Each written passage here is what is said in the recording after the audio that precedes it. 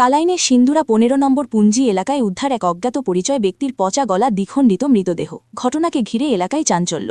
কালাইনের পার্শ্ববর্তী সিন্দুরা ১৫ নম্বর পুঞ্জি এলাকায় আজ ভোরে এক অজ্ঞাত পরিচয় ব্যক্তির পচা গলা মৃতদেহ উদ্ধার করে কালাইন পুলিশ। স্থানীয়দের খবরের ভিত্তিতে পুলিশ ঘটনাস্থলে গিয়ে মৃতদেহটি উদ্ধার করে।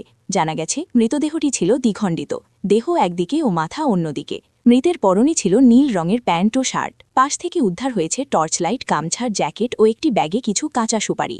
পুলিশের অনুমান, মৃতের বয়স ৩৫ থেকে ৪০ বছরের মধ্যে এবং মৃত্যু হয়েছে প্রায় ১০ থেকে ১২ দিন আগে। স্থানীয়দের ধারণা, সুপারি গাছে উঠতে গিয়ে পড়ে গিয়ে মৃত্যু হতে পারে। পরে বন্যপ্রাণীর আক্রমণে দেহ বিচ্ছিন্ন হয়েছে। মৃতদেহটি ময়নাতদন্তের জন্য শিলচর মেডিকেল কলেজ ও হাসপাতালে পাঠানো হয়েছে। কাটিগড়া থেকে প্রদীপ্ত পুরকায়স্থের রিপোর্ট, ঈশান বাংলা নিউজ, শিলচর।